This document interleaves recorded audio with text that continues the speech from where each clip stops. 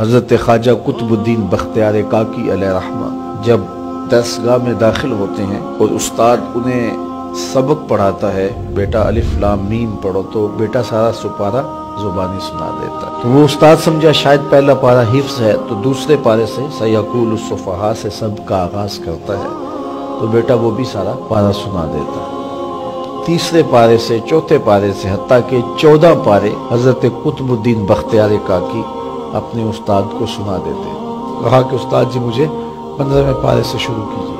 تو استاد کہتا ہے بیٹا جس درسگاہ سے 14 پارے حفظ کیے تھے باقی بھی وہی حفظ کر لیا جاتا۔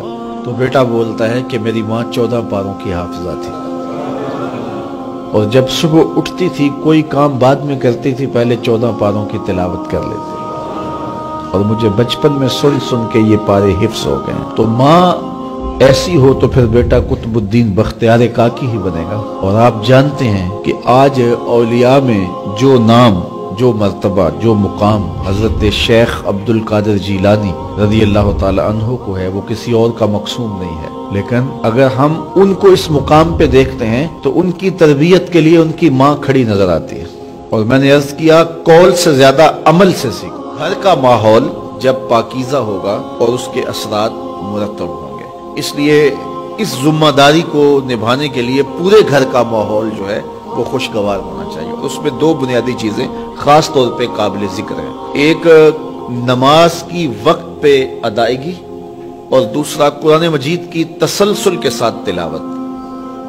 گھر کے ماحول میں اگر یہ 2 چیزیں آپ لے آتے ہیں کہ جو ہی اذان ہو تو تمام افراد خانہ مصلی بچھا لیں اور مصلی بچھا کر کے نمازیں پڑھیں، اور جو مرد حضرات ہیں وہ مسجد کا رخ کریں، اس کا لازمی نتیجہ یہ ہوگا کہ اولاد کی طبع کے اندر صالحیت، پابندی وقت اور نماز کے لیے پابندی ان کی طبیعت میں پیدا ہوگی۔ اور دوسری چیز قرآن مجید کی تلاوت اگر دونوں اوقات میں ہو، صبح بھی اور رات کو بھی، تو بہت اچھا، لیکن اگر 2 وقت میں ممکن نہ ہو تو ایک وقت میں صبح کے وقت قرآن مجید کی تلاوت جو ہے یہ معمول ہونا چاہیے۔ اور یہ جب معمول ہوگا تو پھر ایک پاکیزگی بھی آئے گی ماحول میں، اس کی اپنی ایک برکات ہے۔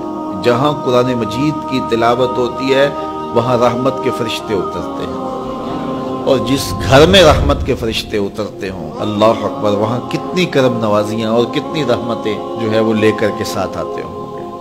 اگر آپ نمازی ہیں تو آپ کے والدین خوش نصیب ہیں، آپ کی نمازوں میں روزانہ آپ کے والدین کے لیے دعا ہوتی ہے، اور جو نمازی ہوگا وہ دن میں کتنی مرتبہ کہے گا ربنا اغفر لی ولوالدی، اے اللہ مجھے بھی بخش دے، میرے والدین کی بھی مغفرت فرما دے۔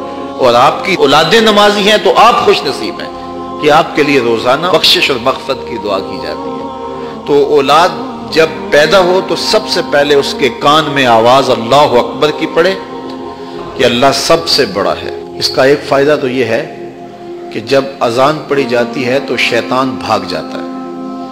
بچہ جب پیدا ہوتا ہے تو شیطان اس نئے آنے والے مہمان پر حملہ آور ہونا چاہتا ہے، اذان کی آواز سے بھاگ جاتا ہے۔